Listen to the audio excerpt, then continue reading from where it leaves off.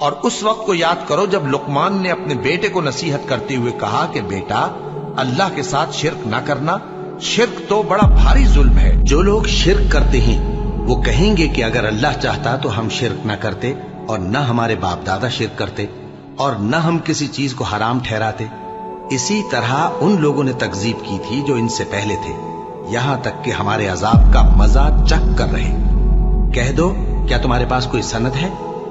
اگر ہے تو اسے ہمارے سامنے لاؤ۔ تم لوگ تو بس گمان کے پیچھے چلتے اور اٹکل کے تیر چلاتے ہو۔ کہہ دو کہ اللہ ہی کی حجت غالب ہے، پھر اگر وہ چاہتا تو تم سب کو ہدایت دے دیتا۔ کہو کہ اپنے گواہوں کو لاؤ جو بتائیں کہ اللہ نے یہ چیزیں حرام کی ہیں، پھر اگر وہ آ کر گواہی دیں تو تم ان کے ساتھ گواہی نہ دینا، اور نہ ان کی خواہشوں کی پیروی کرنا جو ہماری آیتوں کو جھٹلاتے ہیں اور جو آخرت پر ایمان نہیں لاتے، اور بتوں کو اپنے پروردگار کے برابر ٹھہراتے ہیں۔ اے اہل ایمان، تمہارے مال و جان میں تمہاری آزمائش ضرور کی جائے گی، اور تم اہل کتاب سے اور ان لوگوں سے جو مشرک ہیں بہت سی ایذا کی باتیں سنو گے، تو اگر صبر اور پرہیزگاری کرتے رہو گے تو یہ بڑی ہمت کے کام ہے۔ کہو بھلا تم کو جنگلوں اور دریاؤں کے اندھیروں سے کون نکال لاتا ہے، جبکہ تم اسے عاجزی سے اور چپ کے پکارتے ہو اور کہتے ہو اگر اللہ ہم کو اس تنگی سے نجات بخشے تو ہم اس کے بہت شکر گزار ہوں۔ کہو کہ اللہ ہی تم کو اس تنگی سے اور ہر سختی سے نجات بخشتا ہے، پھر بھی تم اس کے ساتھ شرک کرتے ہو۔ کہہ دو کہ وہ اس پر بھی قدرت رکھتا ہے کہ تم پر اوپر کی طرف سے یا تمہارے پاؤں کے نیچے سے عذاب بھیجے، یا تمہیں فرقہ فرقہ کر دے اور ایک کو دوسرے سے بھڑا کر آپس کی لڑائی کا مزہ چکھا دے۔ دیکھو ہم اپنی آیتوں کو کس کس طرح بیان کرتے ہیں تاکہ یہ لوگ سمجھیں، اور اس قرآن کو تمہاری قوم نے جھٹلایا حالانکہ یہ سراسر حق ہے۔ جو لوگ ایمان لائے اور انہوں نے اپنے ایمان کو شرک کے ظلم سے ملوث نہیں کیا، ان کے لیے امن و بے خوفی ہے، اور وہی ہدایت پانے والے ہیں۔ اور یہ ہماری دلیل تھی جو ہم نے ابراہیم کو ان کی قوم کے مقابلے میں عطا کی تھی۔ ہم جس کے چاہتے ہیں درجے بلند کر دیتے ہیں، بے شک تمہارا پروردگار دانا ہے، خبردار ہے۔ یہ اللہ کی ہدایت ہے، اس پر اپنے بندوں میں سے جسے چاہے چلائے۔ اور اگر وہ لوگ شرک کرتے تو جو اعمال وہ کرتے تھے سب ضائع ہو جاتے۔ اور جن لوگوں کو یہ مشرک اللہ کے سوا پکارتے ہیں ان کو برا نہ کہنا کہ یہ بھی کہیں اللہ کو بے ادبی سے بے سمجھے برا نہ کہہ بیٹھے۔ اس طرح ہم نے ہر ایک امت کے اعمال ان کی نظروں میں اچھے کر دکھائے ہیں، پھر ان کو اپنے پروردگار کی طرف لوٹ کر جانا ہے، تب وہ ان کو بتائے گا کہ وہ کیا کیا کیا کرتے تھے۔ اور یہ لوگ اللہ کی سخت سخت قسمیں کھاتے ہیں کہ اگر ان کے پاس کوئی نشانی آئے تو اس پر ضرور ایمان لے آئیں گے۔ کہہ دو کہ نشانیاں تو سب اللہ ہی کے پاس ہیں، اور مومنوں تمہیں کیا معلوم ہے، یہ تو ایسے بدبخت ہیں کہ ان کے پاس نشانیاں آ بھی جائیں تب بھی ایمان نہ لائیں، اور ہم ان کے دلوں اور آنکھوں کو الٹ دیں گے، تو جیسے یہ اس قرآن پر پہلی دفعہ ایمان نہیں لائے ویسے پھر نہ لائیں گے، اور ہم ان کو چھوڑ دیں گے کہ اپنی سرکشی میں بہکتے رہیں۔ اور اگر ہم ان پر فرشتے بھی اتار دیتے اور مردے بھی ان سے گفتگو کرنے لگتے اور ہم سب چیزوں کو ان کے سامنے لاموجود بھی کر دیتے تو بھی یہ ایمان لانے والے نہ تھے، مگر یہ کہ اللہ چاہے۔ بات یہ ہے کہ یہ اکثر نادان ہیں۔ اللہ اس گناہ کو نہیں بخشے گا کہ کسی کو اس کا شریک بنایا جائے، اور اس کے سوا اور گناہ جس کو چاہے معاف کر دے، اور جس نے اللہ کا شریک مقرر کیا اس نے بڑا بہتان باندھا۔ کیا تم نے ان لوگوں کو نہیں دیکھا جو اپنے آپ کو پاکیزہ کہتے ہیں؟ نہیں، بلکہ اللہ ہی جس کو چاہتا ہے پاکیزہ کرتا ہے، اور ان پر دھاگے برابر بھی ظلم نہیں ہوگا۔ دیکھو یہ اللہ پر کیسا جھوٹ طوفان باندھتے ہیں، اور یہی کھلا گناہ کافی ہے۔ اور مشرک کہتے ہیں کہ اگر اللہ چاہتا تو نہ ہم ہی اس کے سوا کسی چیز کو پوجتے اور نہ ہمارے بڑے ہی پوجتے، اور نہ اس کے فرمان کے بغیر ہم کسی چیز کو حرام ٹھہراتے۔ اے پیغمبر، اسی طرح ان سے اگلے لوگوں نے کیا تھا، تو پیغمبروں کے ذمے اللہ کے احکام کو کھول کر سنا دینے کے سوا اور کچھ نہیں۔ اور جب مشرک اپنے بنائے ہوئے شریکوں کو دیکھیں گے تو کہیں گے کہ پروردگار یہ وہی ہمارے شریک ہیں جن کو ہم تیرے سوا پکارا کرتے تھے، تو وہ ان کے کلام کو مسترد کر دیں گے اور ان سے کہیں گے کہ تم جھوٹے ہو، اور اس دن اللہ کے سامنے سرنگوں ہو جائیں گے، اور جو طوفان وہ باندھا کرتے تھے سب ان سے جاتا رہے گا۔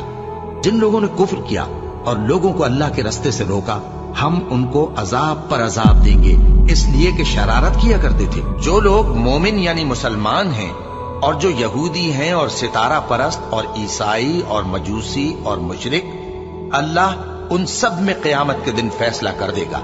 بے شک اللہ ہر چیز سے باخبر ہے۔ اور ایک وقت تھا جب ہم نے ابراہیم کو خانہ کعبہ کا مقام بتا دیا اور ارشاد فرمایا کہ میرے ساتھ کسی چیز کو شریک نہ کیجو، اور طواف کرنے والوں اور قیام کرنے والوں اور رکوع کرنے والوں اور سجدہ کرنے والوں کے لیے میرے گھر کو صاف رکھا کرنا۔ وہی رات کو دن میں داخل کرتا اور وہی دن کو رات میں داخل کرتا ہے، اور اسی نے سورج اور چاند کو کام میں لگا دیا ہے، ہر ایک وقت مقرر تک چل رہا ہے۔ یہی اللہ تمہارا پروردگار ہے، اسی کی بادشاہی ہے، اور جن لوگوں کو تم اس کے سوا پکارتے ہو وہ کھجور کی گٹھلی کے چھلکے کے برابر بھی تو کسی چیز کے مالک نہیں۔ اگر تم ان جھوٹے معبودوں کو پکارو تو وہ تمہاری پکار نہ سنے، اور اگر سن بھی لے تو تمہاری بات کو قبول نہ کر سکیں، اور قیامت کے روز تمہارے شرک سے انکار کر دیں گے، اور ایک ہی باخبر کی طرح تم کو کوئی خبر نہیں دے گا۔ لوگو، تم سب اللہ کے محتاج ہو، اور اللہ ہی تو بے نیاز ہے، لائق حمد و ثنا ہے۔ اگر وہ چاہے تو تم کو نابود کر دے اور نئی مخلوق لے آئے، اور یہ اللہ کو کچھ مشکل نہیں۔ اور کوئی بوجھ اٹھانے والا کسی دوسرے کا بوجھ نہ اٹھائے گا، اور کوئی بوجھ میں دبا ہوا اپنا بوجھ بٹانے کے لیے کسی کو بلائے تو بٹایا نہ جائے گا، اگرچہ قرابت دار ہی ہو۔ اللہ جس کو چاہتا ہے سنا دیتا ہے، اور تم ان کو جو قبروں میں ہیں سنا نہیں سکتے، تم تو صرف خبردار کرنے والے ہو۔ کیا انہوں نے اللہ کے سوا اور سفارشی بنا لیے ہیں؟ کہو کہ خواہ وہ کسی چیز کا بھی اختیار نہ رکھتے ہوں اور نہ کچھ سمجھتے ہی ہوں، تب بھی کہہ دو کہ سفارش تو سب اللہ ہی کے اختیار میں ہے، اسی کے لیے آسمانوں اور زمین کی بادشاہت ہے، پھر تم اسی کی طرف لوٹ کر جاؤ گے۔ اور جب ایک اکیلے اللہ کا ذکر کیا جاتا ہے تو جو لوگ آخرت پر ایمان نہیں رکھتے ان کے دل گھٹ جاتے ہیں، اور جب اللہ کے سوا اوروں کا ذکر کیا جاتا ہے تو فوراً خوش ہو جاتے ہیں۔ کہو کہ اے اللہ، اے آسمانوں اور زمین کے پیدا کرنے والے، پوشیدہ اور ظاہر کے جاننے والے، تو ہی اپنے بندوں میں ان باتوں کا جن میں وہ اختلاف کرتے رہے ہیں فیصلہ کرے گا۔ اور اگر ظالموں کے پاس وہ سب مال و متاع ہو جو زمین میں ہے اور اس کے ساتھ اسی قدر اور ہو، تو قیامت کے روز برے عذاب سے رہائی پانے کے بدلے میں دے ڈالیں، اور ان پر اللہ کی طرف سے وہ امر ظاہر ہو جائے گا جس کا ان کو خیال بھی نہ تھا، اور ان کے اعمال کی برائیاں ان پر ظاہر ہو جائیں گی، اور جس عذاب کی وہ ہنسی اڑاتے تھے وہ ان کو آ گھیرے گا۔ اور اے پیغمبر، تمہاری طرف اور ان پیغمبروں کی طرف جو تم سے پہلے ہو چکے ہیں یہی وہی بھیجی گئی ہے کہ اگر تم نے شرک کیا تو تمہارے اعمال برباد ہو جائیں گے اور تم نقصان اٹھانے والوں میں ہو جاؤ گے، بلکہ اللہ ہی کی عبادت کرو اور شکر گزاروں میں رہو۔ لوگو، ایک مثال بیان کی جاتی ہے، اسے غور سے سنو کہ جن لوگوں کو تم اللہ کے سوا پکارتے ہو وہ ایک مکھی بھی نہیں بنا سکتے، اگرچہ اس کے لیے سب اکٹھے ہو جائیں، اور اگر مکھی ان سے کوئی چیز چھین لے جائے تو اسے اس سے چھڑا نہیں سکتے۔ طالب اور مطلوب یعنی عابد اور معبود دونوں گئے گزرے ہیں، ان لوگوں نے اللہ کی قدر جیسی کرنی چاہیے تھی نہیں کی۔ کیا اللہ اپنے بندے کو کافی نہیں؟ اور اے نبی، یہ تم کو ان لوگوں سے جو اللہ کے سوا ہیں یعنی غیر اللہ سے ڈراتے ہیں، اور جس کو اللہ گمراہ رہنے دے اسے کوئی ہدایت دینے والا نہیں، اور جس کو اللہ ہدایت دے اس کو کوئی گمراہ کرنے والا نہیں۔ کیا اللہ عزت والا، بدلہ لینے والا نہیں ہے؟ اور اگر تم ان سے پوچھو کہ آسمانوں اور زمین کو کس نے پیدا کیا تو کہہ دیں گے کہ اللہ نے۔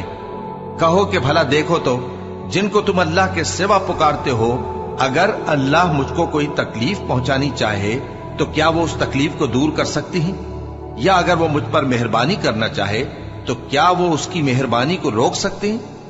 کہہ دو کہ مجھے اللہ ہی کافی ہے، بھروسہ رکھنے والے اسی پر بھروسہ رکھتے ہیں۔ اور یہود کہتے ہیں کہ عزیر اللہ کے بیٹے ہیں، اور عیسائی کہتے ہیں کہ مسیح اللہ کے بیٹے ہیں۔ یہ ان کے منہ کی باتیں ہیں، پہلے کافر بھی اسی طرح کی باتیں کہا کرتے تھے، یہ بھی انہی کی ریس کرنے لگے ہیں۔ اللہ ان کو ہلاک کرے، یہ کہاں بہہ کے پھرتے ہیں؟ انہوں نے اپنے علماء اور مشائخ اور مسیح ابن مریم کو اللہ کے سوا معبود بنا لیا، हालांकि इनको ये हुक्म दिया गया था कि माबूद वाहिद के सिवा किसी की इबादत न करें, उसके सिवा कोई माबूद नहीं, और वो इन लोगों के शरीक मुकर्रर करने से पाक है। ये चाहते हैं कि अल्लाह के नूर को अपने मुंह से फूंक मारकर बुझा दें, और अल्लाह अपने नूर को पूरा किए बगैर रहने का नहीं, अगरचे काफिरों को बुरा ही लगे।